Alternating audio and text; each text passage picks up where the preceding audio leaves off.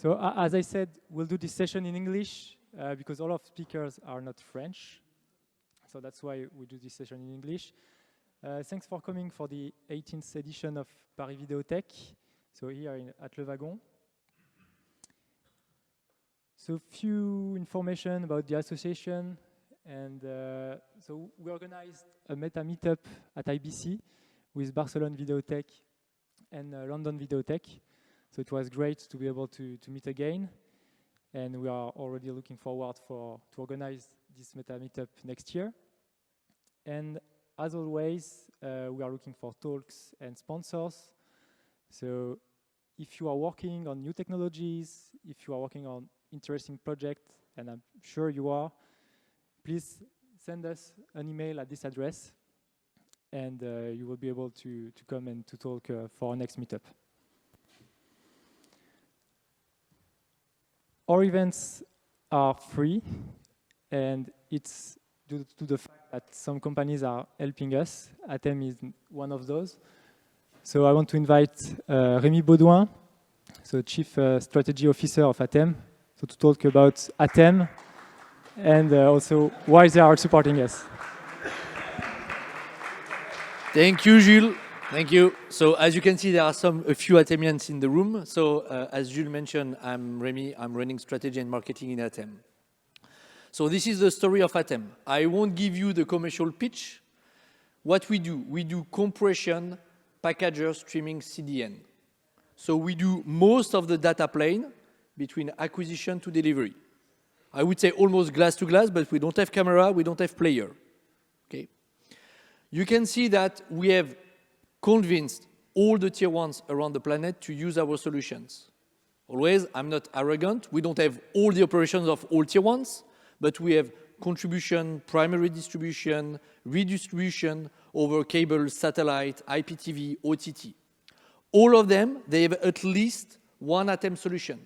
Whatever this is for serving a linear service, a fast channel, a VOD workflow, and so on and so on. We grow big time. You have the number on the top right. Okay, so we keep growing in terms of number. We are profitable.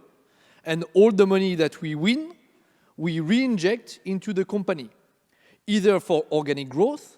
We are 120 people. You will see later on the growth of the headcount, but also the external growth.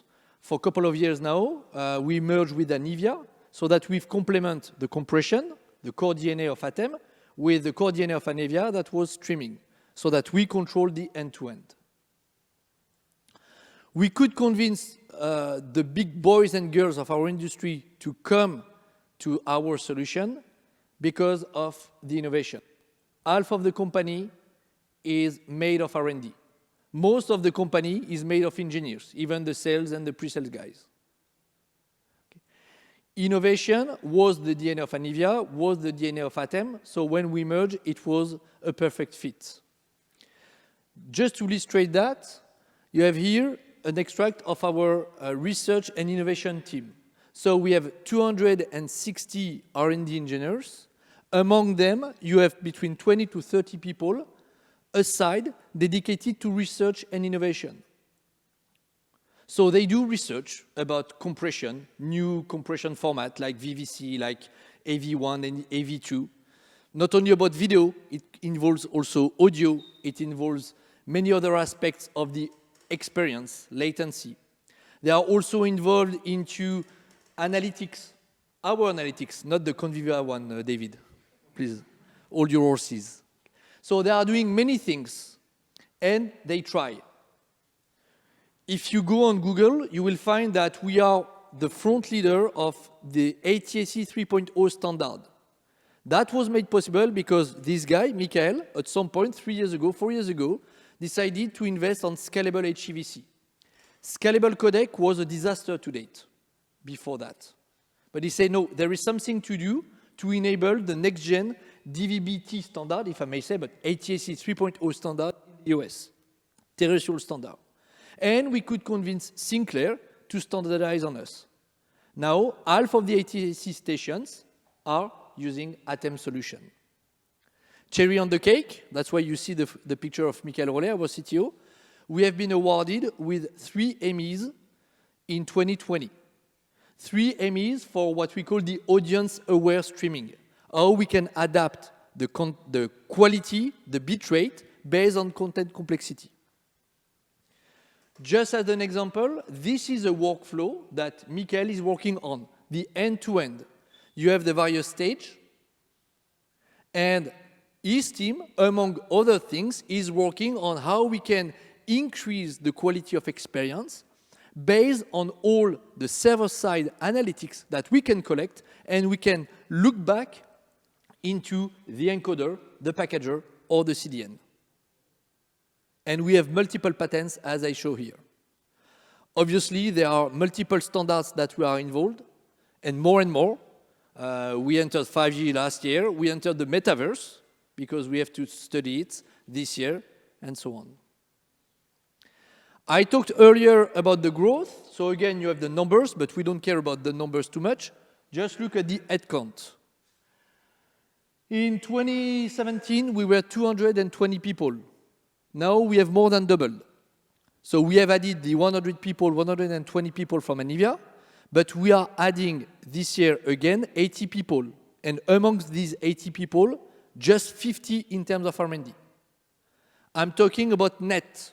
There are some departure. There is always a turnover, meaning that compared to this year, we have added 70, 80 engineers.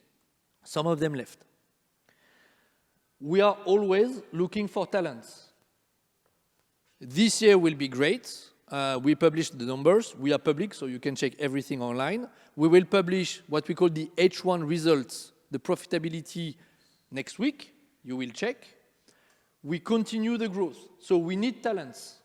We need talents in R&D, big time. We need talents in what we call customer engineering. It's not only pre-sales, it's also support, deployment, customer success. And in many different types of languages, many different types of skills. You have the website if you want to have a look, but also you have an HR person, the blonde lady over there. Stand up, Anna. Stand up. That you can collect. Last but not least, we are looking forward. So we built what we call the Customer Advisory Board. On here, you have only ATEM customers with exec in these organizations. Discovery Warner Bros. Is an ATEM customer, Comcast is an ATEM customer, and so on and so on. These guys are VP, SVP, and their goal is actually to challenge us, not on the day-to-day roadmap. We know what we have to do with HLS and Pontos, blah, blah. No, they are here to help us challenge on the 3 to 5 year horizon. Where do we go? Where our industry is likely to go in 3 to 5 years. Metaverse? Yes, no, maybe. A subset of the metaverse for premium event? We don't know. Gaming? What we can acknowledge further to the IBC, for those of you who were here, is that there is a convergence between the experiences. There is a convergence between broadcast and streaming, obviously, but there is also a convergence between gaming and broadcast, or gaming and streaming. There is a convergence between streaming and social media. Not everything will be applicable to ATEM, but some of these will be applicable to ATEM. And so we are thinking, and this group helps us to think about where ATEM will be in 5 years from now. So we need talent to help us today, tomorrow, and the day after tomorrow. I'm done. Thank you.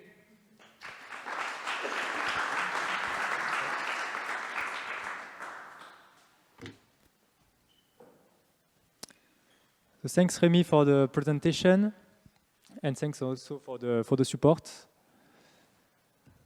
So now, what's the program for tonight? So we'll have 3 talks. We'll start with Conviva, David Collet. So he will talk about the state of streaming. Then we'll move to Jim Hall, who will talk about the content security standardization. And we'll finish with Frédéric Cretet from Embrace to talk about workflow orchestration using a low-code approach. So David, if you can come for the first talk.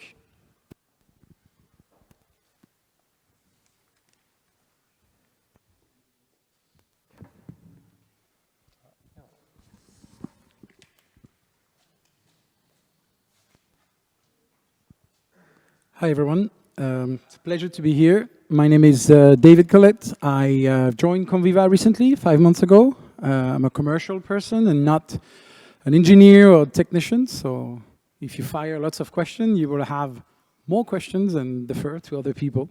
But I'm still very happy to be here and talk to you about our report. Every quarter we publish a report called the State of Streaming that gives a global overview about a certain number of key KPIs and information that are aggregated from the data we collect. I'll tell you at the end where this data is coming from and how and why it can be trusted. So important, the data there are compared to last year. So the same quarter last year, how things have moved from one year to another. So let's just jump straight right in. I think there's a couple of key trends that we can share with you overall. Bit rates are rising. We'll talk about it a bit later, but obviously everyone is increasing the quality of the content and the experience that the user wants to have, and that's true across the world, across the board. Android phone is picking up shares and presence on TV, on mobile, so we hear and we see more and more of Android across the landscape and across the industry. Also, in the context that we know today, the economical context, the announcement by Disney, Netflix, and a few others, ads are here to stay and will continue to grow in terms of presence of AVOD and advertising-based services or integration of advertising within paid services with entry fees and then an opportunity to be served ads to pay less. Also, smart TV is a big surprise in this quarter. There's a massive explosion of smart TV globally. We'll give you the opportunity to dive into this, but I think it's very interesting to see it's true across the board. And basically streaming today, despite the growth and the place of mobile, streaming is a smart TV or a big screen thing at the end. So if we look at the streaming viewing time increase, we can see that 14% globally. It's the highest increase we've seen since we published this number. So streaming is going big for sure. Obviously, Europe, America, very minor growth, although 20% is not bad.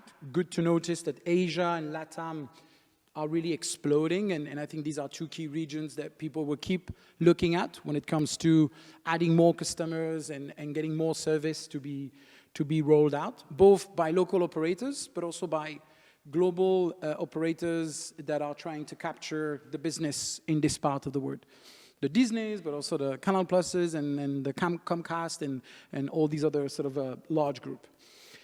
When we look at the global quality analysis by region, I think something that is interesting is really the growth of bitrate across the board. And I think that reflects the whole industry trying to say, okay, streaming has now passed linear TV in the US, it's here to stay, it's critical, let's invest with Ultra HD, 4K, spatial audio, Adobe. That means the quality also of the video, the quality of the audio is reflected in these growth across the board. I think it's interesting for Europe to see that the average minute per play is where we perform the best, and that's not a quality metrics per se, but it gives you a good insight of where people consume the most, and you can see that Asia, interestingly, is a lot lower compared to Europe. And maybe we'll correlate this later to the type of device that dominates the consumption of streaming between this different region. The video start time is an interesting thing because as you invest in high quality content, well, it takes more time to load it. So you see your video start time dropping. And we think, we can't scientifically correlate the two, but we think there is probably an incidence between the industry investment in higher quality content and the fact that then the time to start the video gets reduced in terms of user experience. Now, if we look at the global and regional share of viewing time by device, there's two interesting insights that pops up.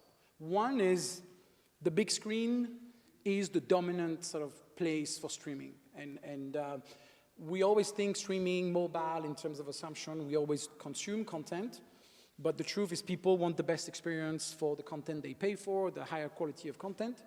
So we can see, interestingly, that between smart TV and connected TV, it eats up pretty much to more than half, up to 70% of the share of streaming content consumption. There's only one exception, which is Asia. And Asia is by definition a mobile, not even first, but mobile-only region, where lots of internet access and lots of access to content started with mobile. And we said before that they only have 8 minutes against 20 here. Maybe it's a reflection of that, where you start your streaming consumption, and therefore maybe it's more snacking over there and maybe more long-form content in more mature market. If we look at the global year-on-year change in terms of viewing time and the upgrade of app, yeah, there we go. So yeah, if we look at the year-on-year change in terms of viewing time by screen type, again, the smart TV is picking up across the board. Like in Asia is triple digit, which is pretty huge. It's interesting to see that connected devices are not as strong as they used to be, and we've seen a decline with desktop and console, who used to be a little bit from early streaming operators, the darlings of, I'm going to release an app for PS4 and console and stuff like that. But we believe that, again, as smart TV picks up and it becomes the de facto device for couch, why do I turn on my console? Why do I need a PC? Originally, when streaming started, a lot of groups were a bit late to invest in their connected TV device or application, or in smart TV themselves. So a lot of people were deferring to a web function or to their gaming console. But now that smart TV has become almost like a must-have for the content operators, you don't really need to turn your console. It's more complicated, it takes more time. So we also believe that there could be a correlation on this. And we can see that obviously in Europe, between smart TV and connected TV, it takes the lion's share and has the highest growth. Now, if we look at the quality by device, again, we can see that there is an increase in that bit rate metrics across the board. It's interesting to note that the increase is that we see a mix of elements, and again, there's been a lot of manufacturers, OEM, that has invested in developing smart TV solution, but the challenge, the conflict between the high quality of the content that the operators wants to push, and at the same time, some of the either application or OEMs or device being a bit new in the market, you see that it impacts the quality of the experience, because not all of them are necessarily developed and built to handle the level of demand from high bit rate and high quality. So that might explain in some instances why on larger screen devices, you see a decrease in the video starts failure and in the video start time. Again, due to that bit rate boost across the board. I thought it would be interesting to look at the complexity of the streaming landscape. I think if we look at one particular nation, it's kind of easy to see who's up there. But any group that has a multi-territory or global operation, it's a nightmare to manage the ecosystem, because there's no clear champion across all these regions. That's the first thing we can see. Now, interestingly, Android is everywhere in these regions. Not on the top, but it's there. So one of our interesting insight is they're coming strong, and they're probably going to continue to grow up their position and rank up. Obviously, Samsung has a top position in 2 regions, and that's quite interesting to know in the sense of the investment they've done in the smart TV space. They're now even announced they're going to launch their own fast channel, so we see very strong interest. Roku is a very American thing, and we add them. I mean, there was a chart there, a slide about the global view of all the sort of brands, but I thought it was not relevant to put Roku there, because most of our customer, a good portion of our customer comes from the US, and that probably doesn't portray the reality of Roku being overweighted, because our client, a lot of our clients are from the US and they have the biggest amount of customers. But this slide is more relevant to show you that there's no one simple winner. And for all the companies that works in the business, it gets tough to deploy your app on so many environments and so many different sort of leading devices, depending on which region you want to tackle. Very quickly to finish on the sort of mobile device quality of experience, because it's very much a smart TV and a mobile device sort of divide in the world. Again, you could see the big takeaway here is that Apple sort of keeps the lead in terms of the quality of experience across most of its devices. And Android is still sort of lagging behind. And it's also something that we see for some of our clients when they do the live sort of analysis. You could see that there's probably not the same maturity. It's the iOS on other sort of OEM or phone manufacturer, and maybe this has an impact on the quality of experience that they can deliver, again, against high-level content. Now, on this aspect, we thought it would be good also to look at the quality by type of content, so between live and video on demand. Obviously, it's something that we were probably all expecting, but it's good to validate it, that the lion's share is taken by on-demand across the board, and live takes about 28%. The growth of these 2 categories are quite similar.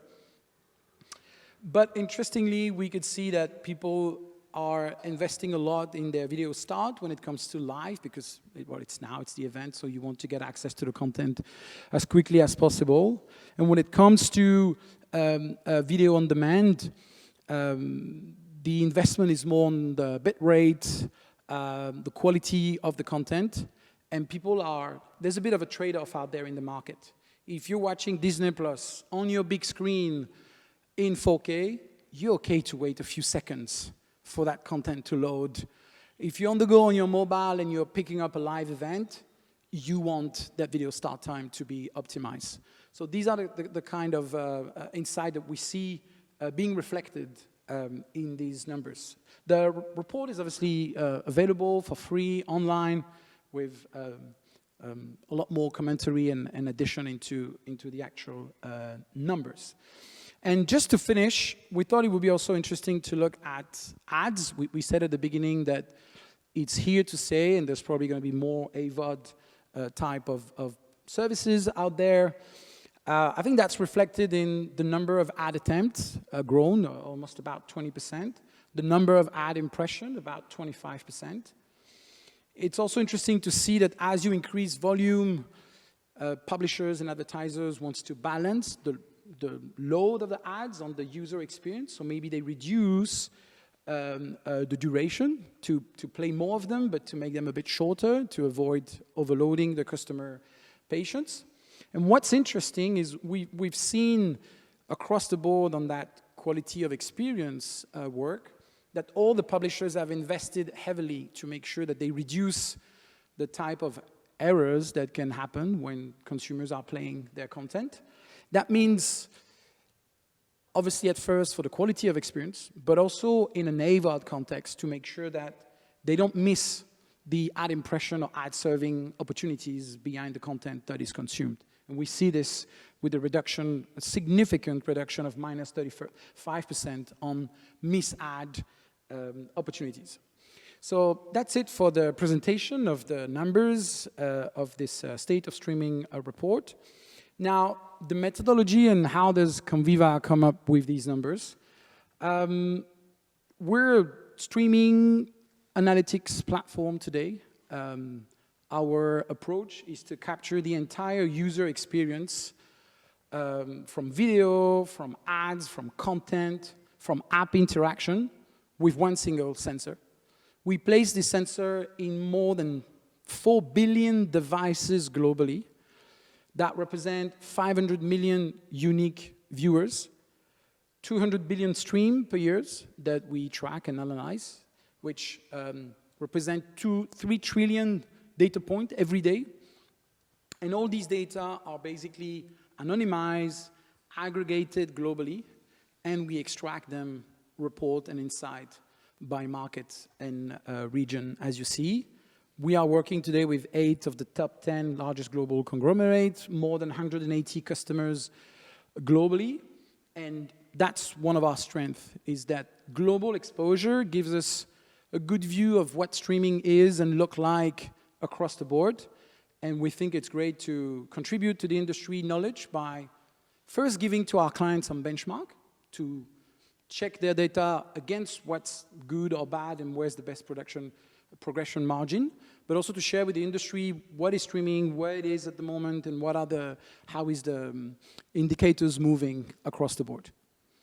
Thank you, and if you have questions or if we have time for questions, I'll be happy to answer.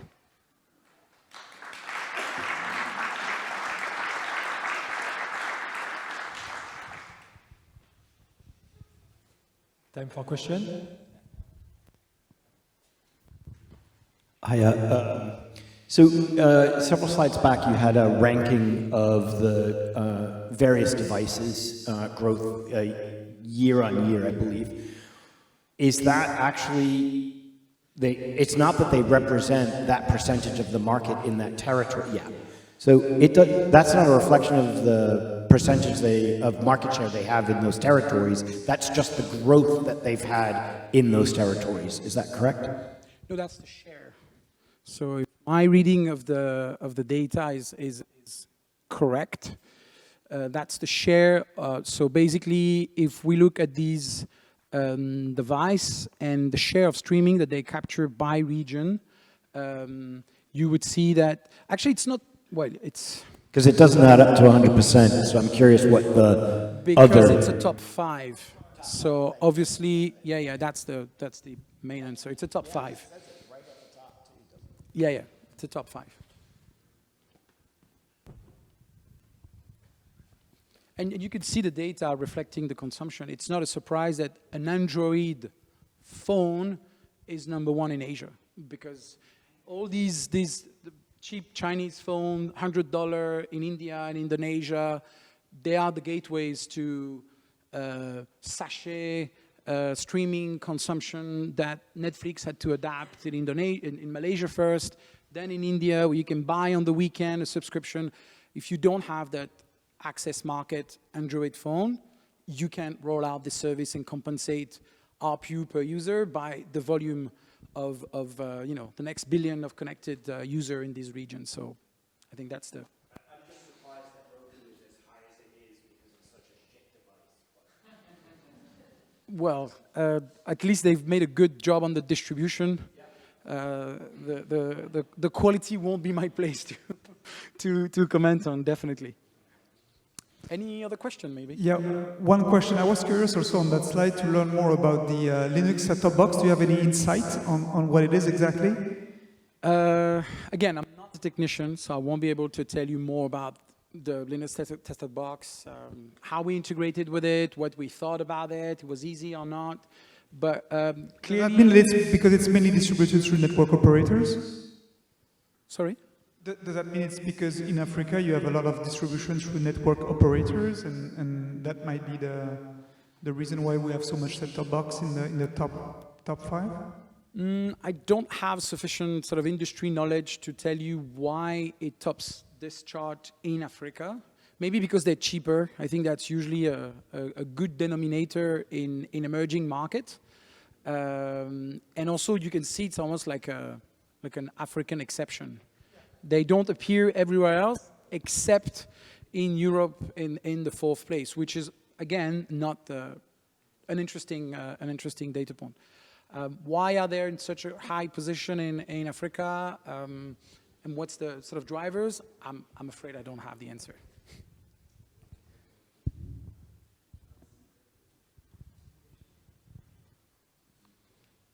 Thank you. I have one question, maybe to go a little further. It's about the streaming protocols, because in your presentations you talk about some devices like Android phones, for example, or smart TVs that are mostly based on Android and are not like from Apple, for example, not in the same proportion. And I'm curious if you know, I don't know, the proportion of HLS and Dash in OTT streaming. Does it have an impact that there is more and more devices that are Dash compatible? Because in the past, HLS was a bit the standard de facto because of the omnipresence of Apple devices, but... So there's two answers to your question. Okay. The first one is, right now, I don't know. Okay, And, no problem. and it's not in the report because we don't push the report to that level. The second answer, we do capture this data in the level of information we take, so beyond the event and the metadata that we collect from our SDK. Our customers are able to see this and to infer correlation between device, iOS, CDN, ISP. I'm not sure if it goes down to the player, but it's the metadata that we can integrate to help them understand in what context we see what mistake and what are the errors in the quality of experience coming from, so they can resolve it quicker. But it wouldn't make sense to go that deep in this type of report, which is high level and very good. Okay.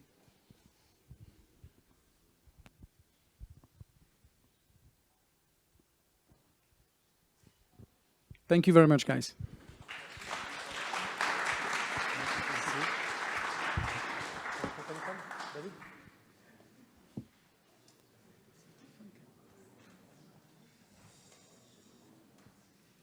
So thanks, David.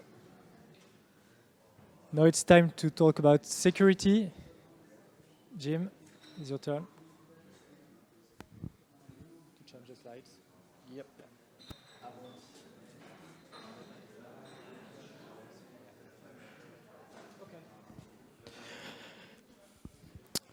Bonsoir à tous. I'm sorry, I do speak French, but not well enough to do this presentation. So apologies, my Swiss mother would be very disappointed. My name is Jim Hall. I am going to talk today about content security standardization. Can you hear me okay? Bon. What's happening, so what I'm going to do is I'm going to talk about some things that are starting to coalesce around content security standards. And I'm going to be talking about token authentication, CBOR stroke CWT, and a little bit about forensic watermarking. Who am I? I'm a principal sales engineer at a company called Fastly. I used to be a COO in a previous life. I've been doing internet-based video delivery since the mid-90s. Yes, I'm that old. And I've spoken at SF, New York, London, and now finally Paris video tech meetups. I'm also a member of SVTA. Did I get it right? Yeah. The Streaming Video Technology Alliance. And I participate in CTA Wave Common Access Token Working Group and the CTA Wave Common Media Server Data Working Group. So enough about me. So content security changes. So what's happening, or what's happened, is since what I call the plague, aka COVID, there's a dramatic increase in piracy.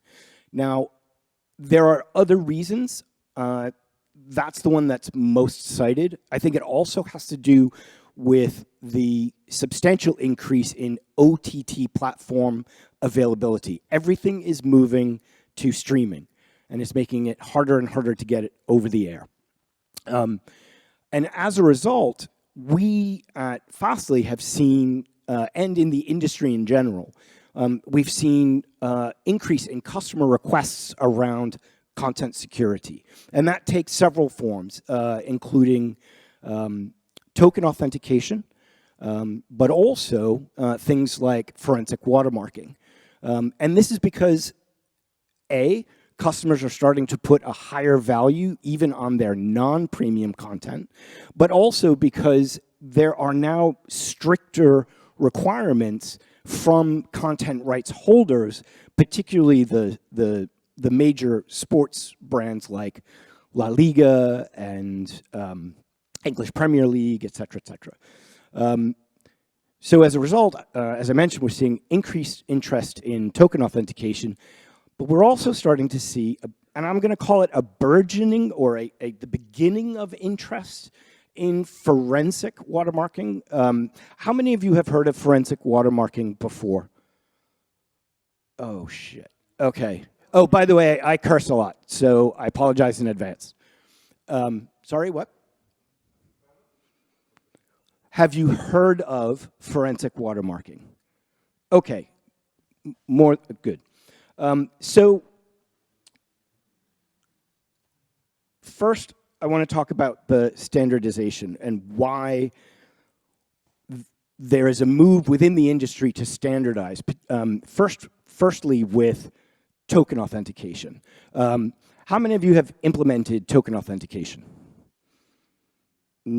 Okay. How many have had to implement multiple types of token authentication? Okay.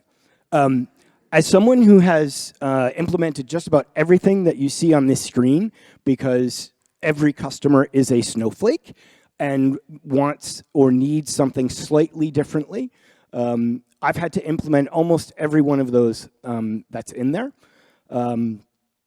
Fortunately, cookie-based tokens are basically dead.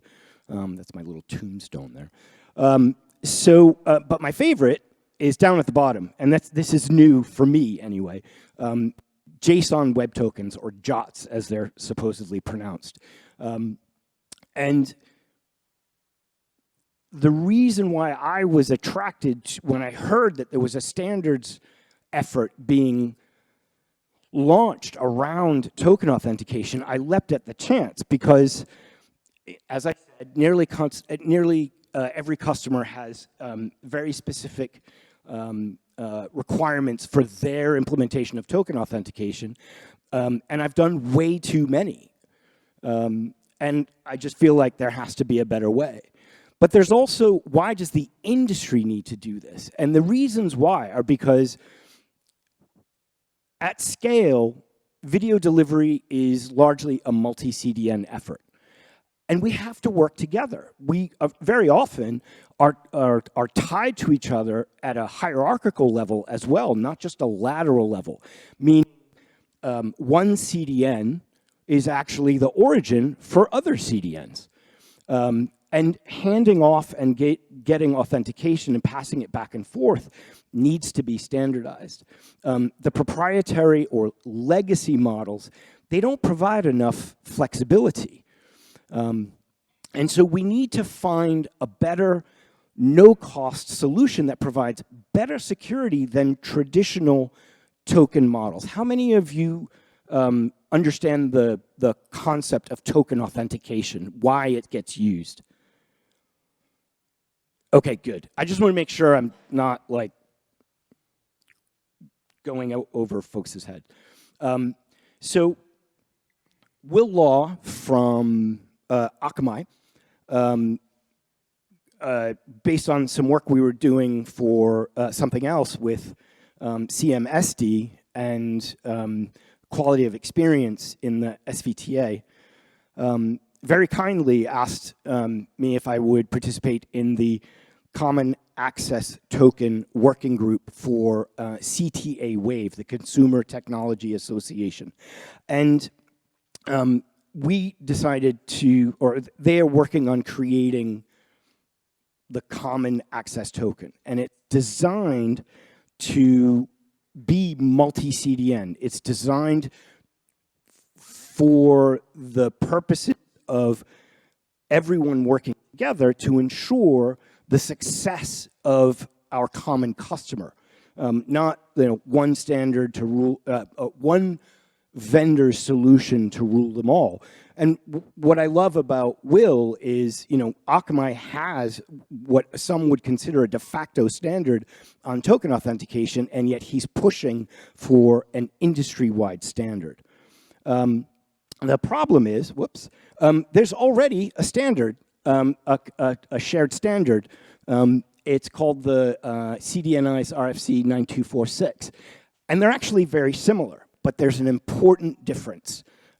Yes, it's also another standard, but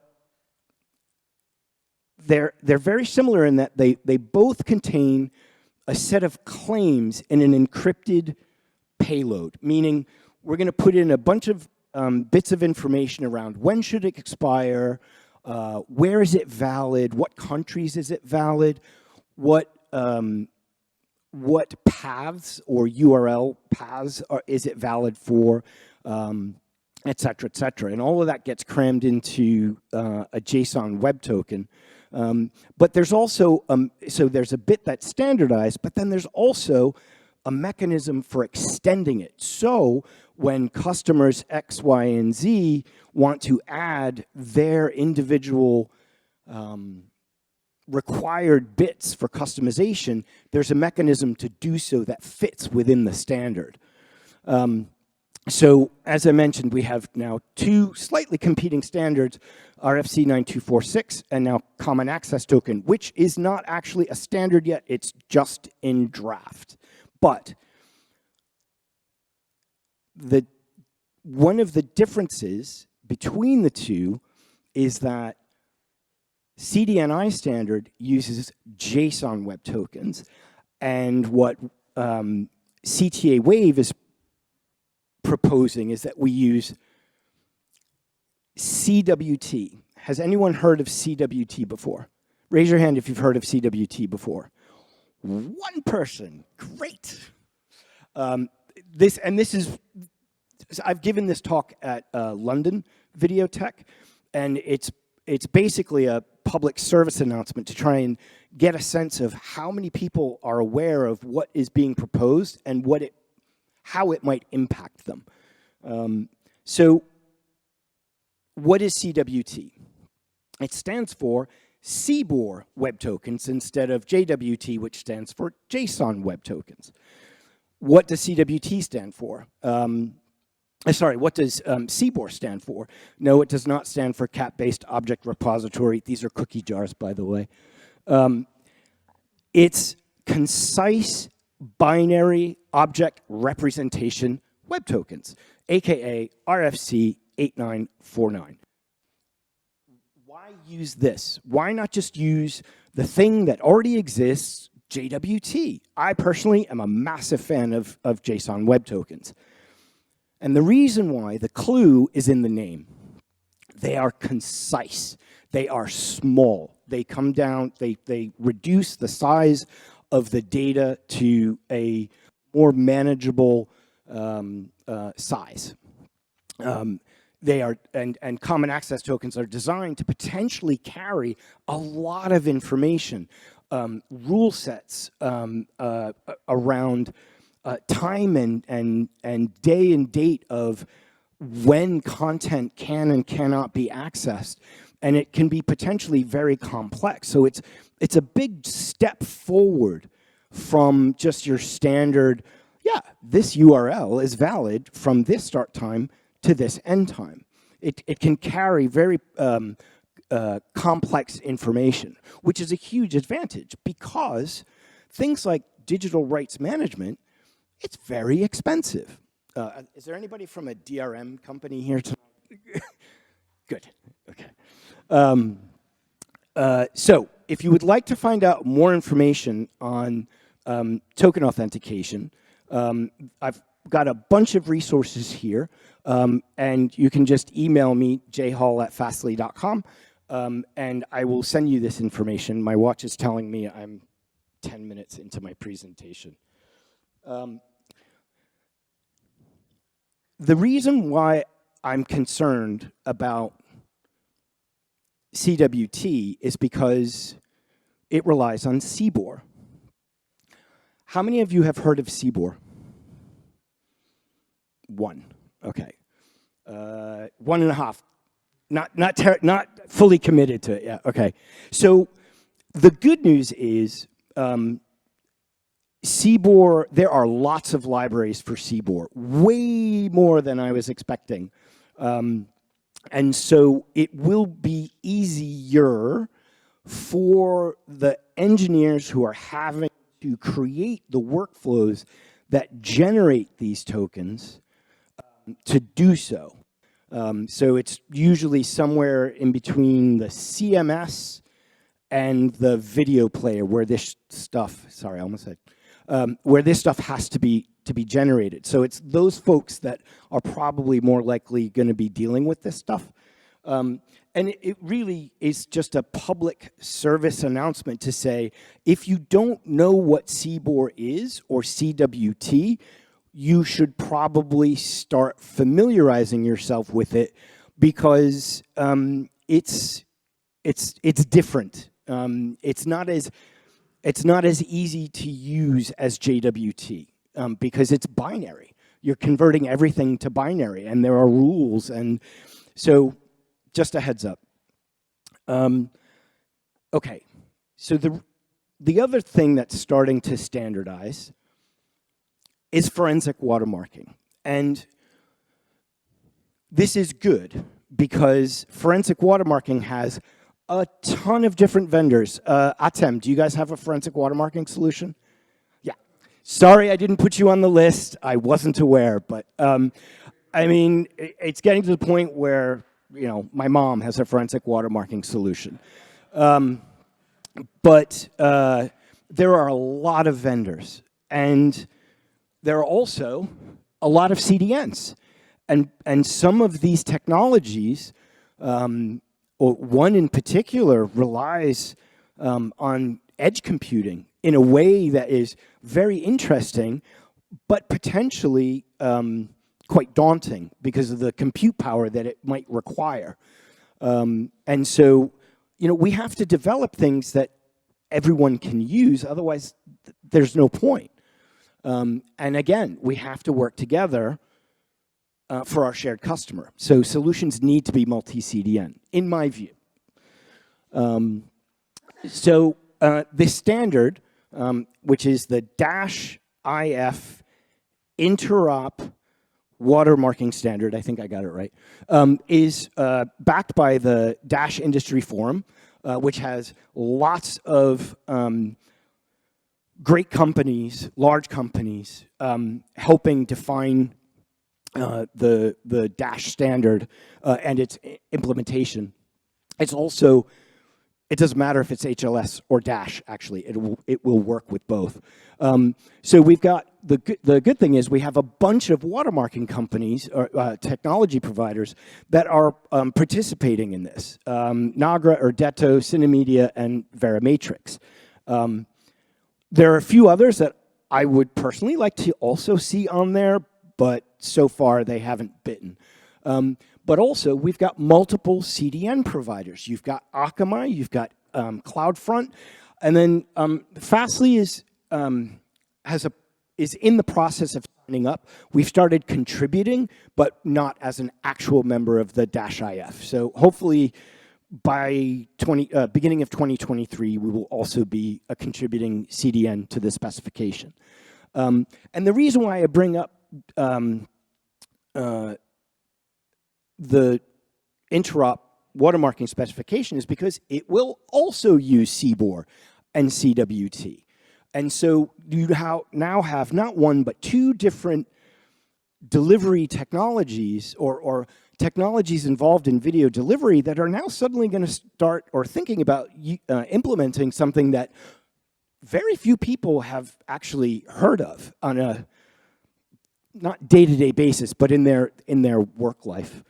And if you would like more information on the Dash-IF interop specification, again, I've got the URL up there.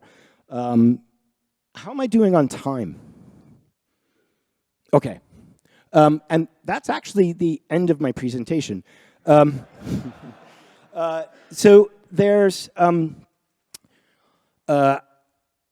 he's here. Sorry, not you. Where is JB? I saw him earlier. There he is. I was talking to JB at IBC, was it last week or 2 weeks ago? There was a very heated exchange around the validity of some of these solutions, like A/B switched forensic watermarking. And he had some very strong opinions on, sorry? Snake oil, yes, okay. So for the 4K camera, these are not necessarily my opinions. I'm just saying that I think this is a very interesting debate about content protection, who has the right and why are people locking down their content the way that they are. And, you know, what role does something that is less expensive or free, like a better token authentication solution, how does that fit into the ecosystem of, you know, premium rights holders, et cetera, et cetera? But also, Jibé had some very strong points about how good forensic watermarking is at actually preventing piracy. Depending on your skill set and depending on your knowledge of how video works, how forensic watermarking works, it actually can be fairly easy to bypass and generate something that can be restreamed and redistributed. And that's actually where a lot of the piracy is coming from. It's not, you know, my mom's not going, you know, not at home, like, you know, trying to copy this stuff. These are professional pirates that are making a real business out of redistributing content they don't own. Anyway, sorry, I've rambled a bit. Any questions?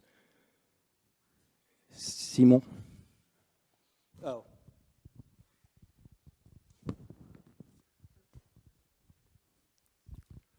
Hey, so you talked a lot about standards, but there are actually drafts. Do you have any target date for actual I believe the CTA Wave Common Access Token is the draft is supposed to be, first draft is supposed to be finalized by end of or beginning of Q4, so it's coming.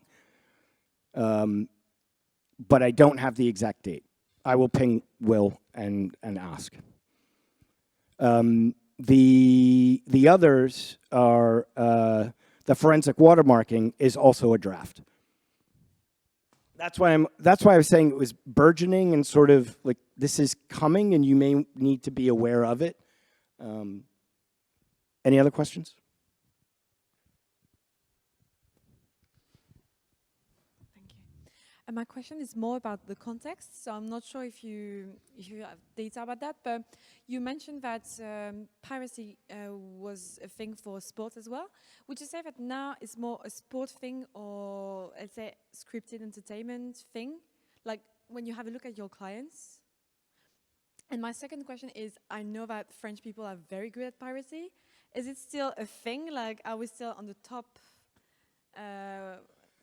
worldwide, or? So I'll answer the second question first. The second question is, I have no idea on the geographic breakdown of piracy. The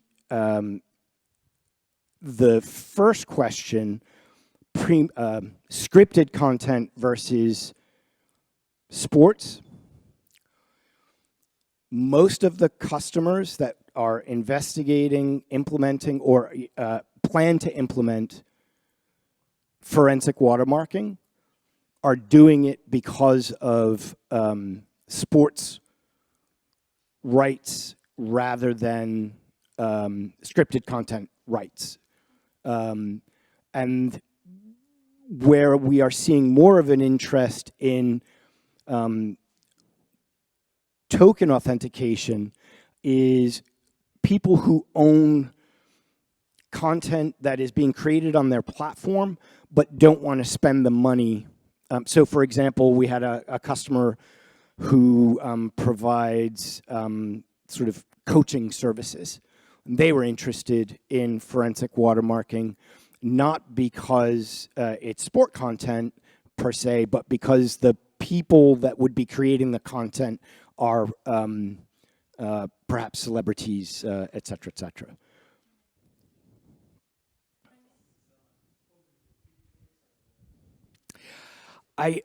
I'm fascinated and terrified by deep fakes, but I don't know enough about them to really comment on it.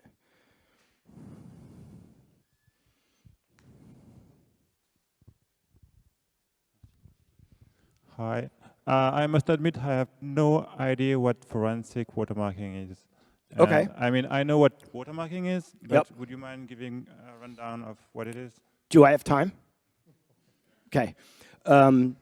Well, I don't want to screw up the last guy's chance to talk. I actually made what I thought was a hilarious presentation on forensic watermarking. And I showed it to one of the providers and they were like, that's awesome. So I'm going to keep going with it. I don't want to show it here because it hasn't been vetted internally. But in A/B watermarking, which is the thing that I'm talking about here, you basically apply a watermark to the video twice. You make an A version of the watermark and you make a B version of the watermark. And then, because streaming functions in chunks of video or byte ranges, so every X seconds you get a new chunk of video, you can alternate. Is it an A version of the watermark or a B version of the watermark? And if you do a section of, I can't remember if it's 21 or 24, I think it's 24, sequences of alternating ABs, you get like 16 million variants of patterns. And that can be attributed, in theory, to you as a user or to her as a user. And then the forensic part kicks in, and that is there are technologies out there that allow these companies to scan the interwebs for these patterns where they shouldn't be. And then they can, in theory, pinpoint that pattern to a specific user, and then they know she leaked it and she's sending it to all her mates in, I don't know, Lyon, I don't know, but redistributing the content illegally. This is where I mean, the idea is completely idiotic, right? So it makes literally no sense, right? Because, of course, well, the good idea of watermarking is that you're supposed to encode per user, right? And actually encode per user, but that costs so much, right? So some people do that. For example, Disney does that for unique copies when they give like pre-recorded versions of whatever, right? So the Festival de Cannes, for example, does that and so on, right? But of course, you're not going to do that for millions. It costs you too much. So you say, and also the problem is that if it's in the video or in the audio, you can see it and detect it and filter out, right? Because usually it's detailed, so you do apply any low-pass filter and you get that. So the idea they came up was just like, oh, we are going to encode twice and do some stuffing, which is meaning that the packets are going to be a bit different. And so just by looking at the size, you're going to know more or less which one it is, right? And they're going to be able to pinpoint to one person, right? So in theory, that's good, right? But it's only good for the people who sell those solutions because it makes no sense, right? Because now what I'm going, because I'm a bad guy, I'm going to have 2 players or maybe 3 players, like imagine with 2.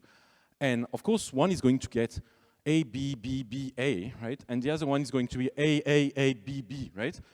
And so I do an average, right? So I take 2 guys and so you can, it's going to be valid because of course all those are junk of Dash and HLS, but you're not going to pinpoint that, right? So now I'm not going to do it with 2 guys, but with all the guys here, right? Like I can get 100 IPs easily in any data center, and so, well, you're going to pinpoint to something that doesn't exist.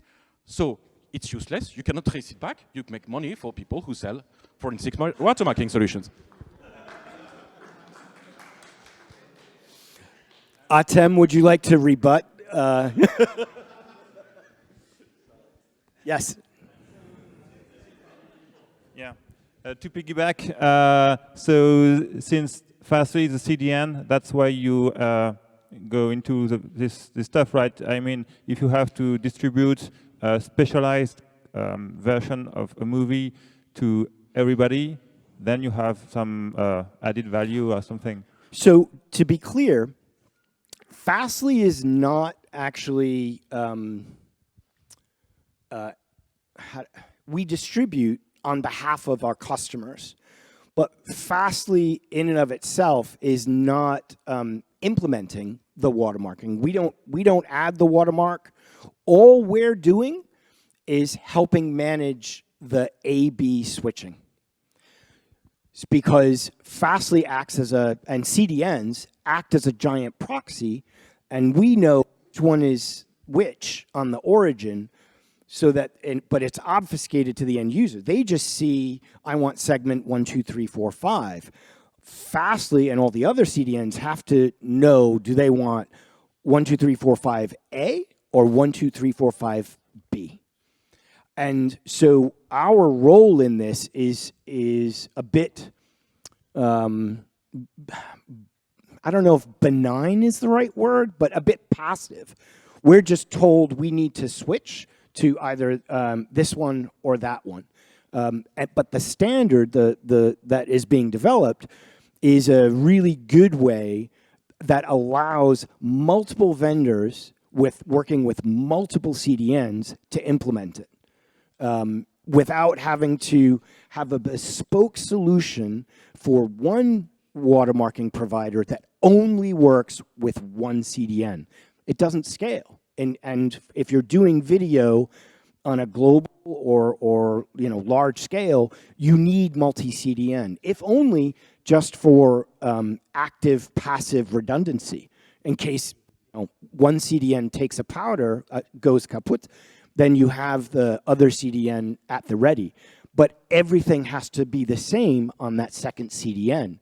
So, yeah. Hello. Yeah. So I'm from Atem, right? Hi. Hey. So I just should be clarifying my meaning. So we do not do watermarking ourselves. Okay. We do integrate with the watermarking solutions you have shown. And are you participating in the -IF forensic watermarking? I think it's quite a mess, I must say, in terms of who provides this and the technology, etc. So I would be happy to have standardized solution which we could integrate, because that's much better. That's it. Génial. Anyone else? Thank you very much.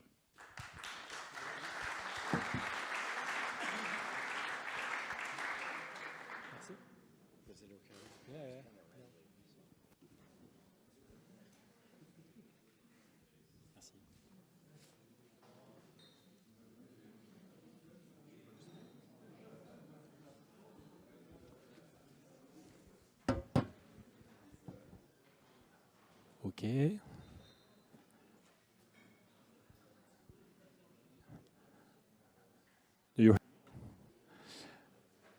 So now I will switch to a very different area, what you just showed you. So I'm Frédéric Cretet, I'm the head of operation of Embrace, co-founder of the company. What is Embrace? Embrace, it's a software company. We are a software editor. The company has 7, 8 years ago now, and we develop solution for collaboration, for automation in the media industry. So we have now a lot of customers. So of course, when you start the company in France, where we start the company in Boulogne-Billancourt in France, and now we have customers outside France. We start doing project now in US, and it's okay. It's good for us. So today I will share with you. I will not try to sell a product, but share with you the concept of Pulse-it. Pulse-it, it's orchestration workflow solution we developed, and I would like to share with you the journey and the different concept of the orchestration. And of course, we developed this product for the media industry. So currently it's used mostly for content preparation, for managing process in post-production. So sometimes very close to streamings, but sometimes very far away from the streaming area. So before to focus on the product, just a few technical connections we have. So first, we don't want to reinvent the wheel, so we don't redevelop a web server, don't redevelop a database system. We build everything from existing components, from open source standard components. One point important for us is the security. Of course, just sorry for that. Next. So what security is important? We founded the company 8 years ago. So 8 years ago, it was not necessarily in the subject inside the post-production area. And now, of course, it's a good, it's a mandatory subject. So we are lucky. We have some developer in our company which used to develop before Embrace software to manage financial transactions. So we think we have a good backend to and a strong solution to manage the security question. So all what we do is web-based, so we don't need to install anything on your computer to interact in the different solution, of course. And we have the generic thinking in mind. So I will show you some example after. We don't do specific development for a specific customer or for specific third-party tools. We try to do everything on the generic thinking. So we will speak about orchestration. So what is orchestration? I'm sure every one of you has his own definition of what it is. So we will speak about media supply chain, we will speak about track, a production process, or we don't know. So every software vendor has a definition. So I will try to show you our definition. So when you have orchestration, you have the concept of business process. You have many business process. So what is a business process? It's a succession of different steps, technical steps, of course. So for example, you watch folder, you detect a file, you push the file to a transcoder, a QC system, an audio normalization stuff, and you push the file to the playout server or to VOD, for example. So it is a view of business process. For our point of view, we believe business process is more something like that. So you have technical interaction and user interaction. So for example, you put a file to a transcoder. Next, you have a user which reviews the file. Next, you have another step for QC, for example, to QC, and another user validates content, etc., etc. And we believe a good business process is need to have a good user interaction. So you see there is two kind of steps in the orchestration. In your business process, you have technical interaction and you have user interaction. So we'll focus on these two points. So first, I will focus on how we can do for user.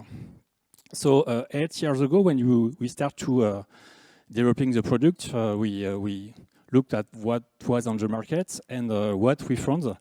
There is great user interface for tech engineer people, you, and there is almost nothing for daily user. So what is the user interface for the daily user? So the guy will just push a file to the system and need to try to trigger something. So most of the time it's this, the file explorer. So you drop a file in a file explorer, you pray, and you maybe receive an email to be sure something happened. So it is the first case. Or you have this kind of example.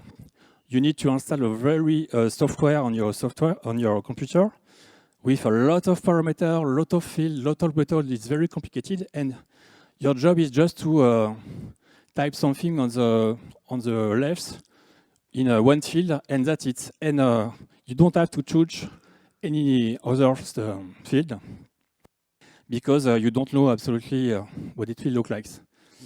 So it's not a great experience for your daily user. So what was our conclusion? We need to have something, a bespoke forms to user business need. So for example, if you need to review media and just enter a technical metadata or a description, you need to have a forms with a video player, a text field to enter your description, and that's it. Nothing less, nothing more. So how to do that? So the first idea we have is to ask our customers to write a simple HTML5 file and upload the file to in the system.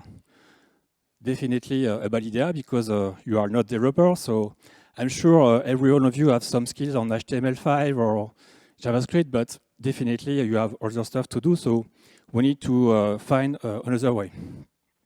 So what we do, we developed a form designer. So it's very easy to use. You just drag and drop some field in the user interface, and in a few minutes, you are able to design the form for your user. So you can change all the parameters, change the color, change the completely manage the look of your form very simply just by changing parameter.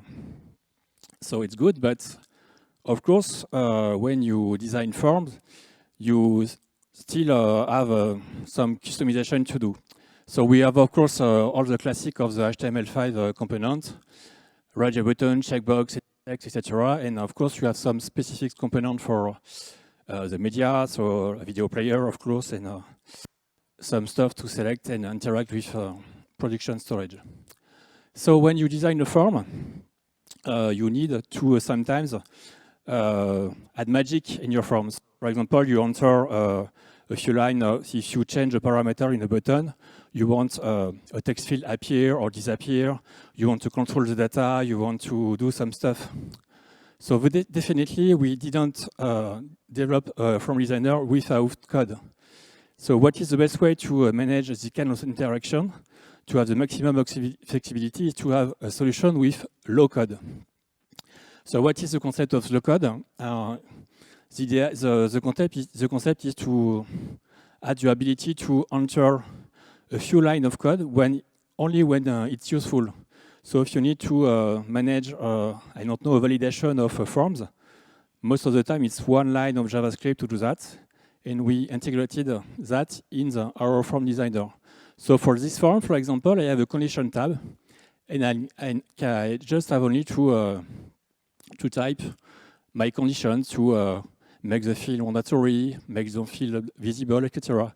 And it's a very, very basic JavaScript syntax. So I'm sure every one of you can do that.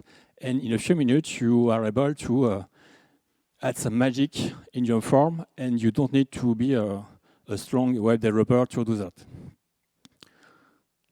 So with that, we are able to create and design in a few minutes, most of the time, a forms which match exactly the business need without any limitation.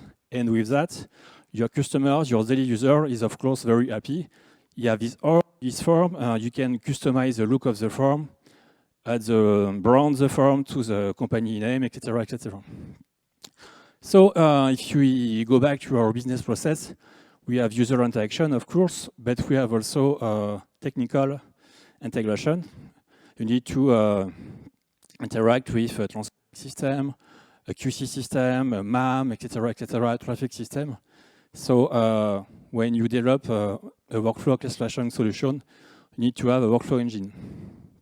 So same for the forms. Before we started the development, we took a look at what was on the market. So there was some open source solution which was sometimes limited or sometimes too complex to integrate in our solution. The idea is you don't need to have an alien brain to use the solution. That would be very simple. And so commercial solution are not really open, and any customization generates a lot of cost and delay. So if you need to ask your software provider, okay, I need to integrate my solution to these third-party tools. Okay, no problem, 20K in 6 months. Or I need to have next month. Okay, no problem, 40K. So definitely, we think we can do differently, and it's a lot of perspective for us. So what was in common in our workflow engine on the market since a long time, it's the concept of the nodal interface. So you just have a list of tasks, you drop your task on your, and you literally draw your technical workflow just by connect the different tasks. So we do that, and many other software vendors do that. So it's probably the best way to design your technical workflow, and it generates a lot of flexibility and a lot of possibility. So, but of course, when you develop a workflow engine, when you come to the market, you need to have a lot of integration with a lot of third-party tools, to a lot of transcoders, with the whole ecosystem of the media industry. So you need to have integration. So of course, when you how to do that. So and of course, it's a huge amount of work, and how to manage that. So if when I discussed with my head of engineering, okay, can we integrate Pulse-it with, I don't know, Telestream Vantage? And the response, of course, is no. We don't do any bespoke development for any third-party tools. So how we manage that? In the workflow engine, there is a generic task. So we have generic tasks for REST or SOAP web services for old school integration. But with the REST task, the regular web services, you are able to design an integration with any third-party tools. And we have a feature to transform a technical workflow, as I showed you before, to a new task. And most of the integration with Pulse-it don't require any custom development. It's just a workflow we transform to a task. But the customers, you can access to the original workflow if you want. You can modify it and create your own. If you have an internal solution, you can design a new task for you to optimize the process when you create your workflow. The second important stuff in the workflow engine is the concept also of flow code. So when you use different tasks to design your workflow, you probably need to you probably have sometimes you do 85% of the work without any problem, but just on terms of parameter. Sometimes you have a needs and you don't have the task to do that. I don't know, the example is, okay, you need to copy file to this storage, but you need to check if the first character of the file name is our number, for example.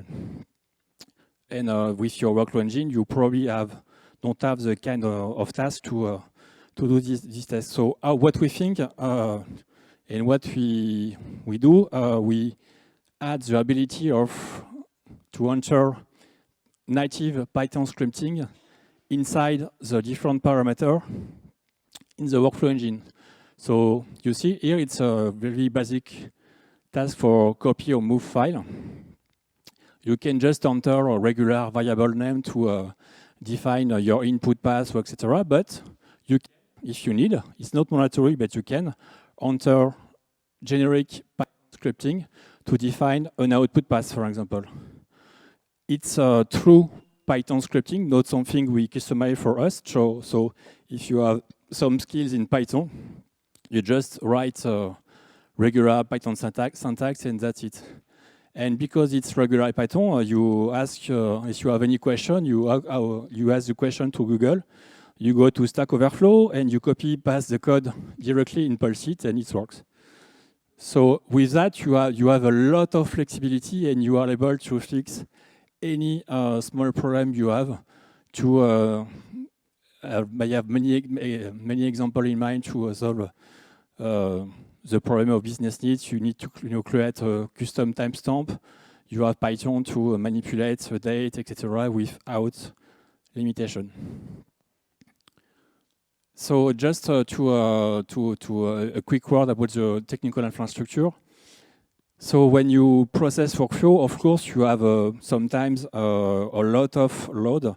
So of course, we don't manage everything with only not a single server. We have we call it pulsed server. It's the brain of the system, and all the technical workflow are executed on agent. And if you need to process a lot of file, you can have any number of workflow, any number of agents you want, and the system will manage and repair and distribute the task on every agent available. So, of course, in 20 minutes is very short to show you a lot of aspects of Pulsuit, but we believe user experience is crucial. So there is many interfaces with many dashboards to interact with user, and for each user interface, it's the same concept. You can do most of the job with drag and drop, but if you need to do something custom with a specific need, you have the ability to write a few lines of Python or few lines of script of JavaScript to solve any kind of problem. So we have it is the same concept for user interaction and also for the to monitor and all the execution of the system. Do you have any question?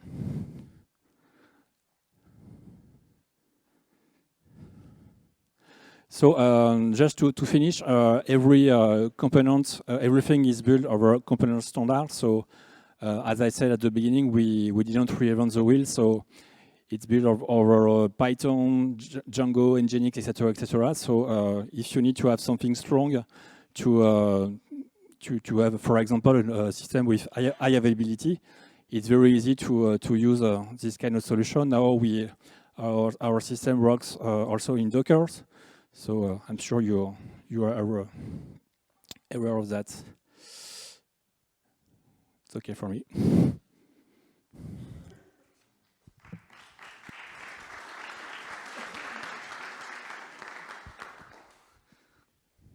Yes, thank you. Just one question. I think I missed a transition in your presentations because at the beginning you were talking about a tool that was easy to use for someone who is not a developer or that. Yes. And after you changed to talk about the workflow. So you have two kinds of users. You have the daily user, which only access to form and just do what you have to do and click on one button and that's it. So we do the maximum to make the life for the daily user very simple. But on the other side, to configure and design the workflow, you have a maximum of tools and with the low code to do what you want without any limitation. Okay. So there is two kind of users because at first when I saw that the user had to enter his own ffmpeg command, no. I was like, if it's someone who is writing code. And my second question is, how do you validate that your design is actually easy enough to use for a user? So for the form or for the technical workflow? Actually, both of them. Okay, so for the form you for the form you have a preview button and you can show you can have a view of the forms in the same way it will display for the final user. So if you need to if you have a lot of constraints, respect the color chart of the ground, etc., you can just put the same color and that's it, to have exactly the same look and feel. And for the technical workflow, we have tools to we have a workflow player to play with your workflow. You have a debugger. You can monitor and see all your variables in your system in the HTML page. So it's very easy to. The thing is, I agree with you because for me it seems very simple. Yeah. But do you have an internal process to validate that actually it is simple? Because sometimes I had some struggles with some clients. Yeah. For me, it was easy to just click on one button, but for them it was maybe too complicated. I don't know. No, I was a bit lost about what should I do in my design. you just drag and drop. There is a preview button, and you can change all the parameters of the form. So the content of your form, but also the look. So if you need to customize a color, you need to manipulate the CSS. There you can do everything only by changing parameter, and you don't need to have developer skills to do that. Of course, behind the scene, it's generate CSS code, but you don't need to be an expert to that. So if you need to try different color, different size, different fonts to make the form match exactly the user need, it's very, very fast, and you don't need to you change, you save, and that's it. And it's real time online. You don't need to have a process of upload of. It's real time update. Thank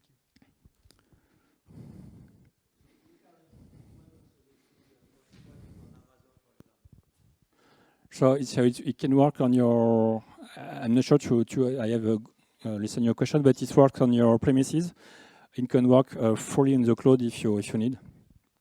And we also support hybrid mode, so the server and 2 agents can be in your premises and 2 agents in the cloud. If you need, it's just a problem of network, but technically for us, no problem to that.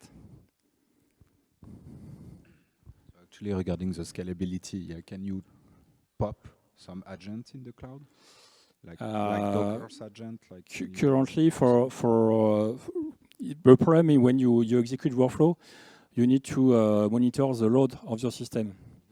And of course, we manage a queue of the workflow, etc. We can manage a number of workflow we can execute in the system. But if you are 200 of workflow in your queue list, but if your workflow is just execution of web services, your 200 workflow will be executed in 5 seconds probably.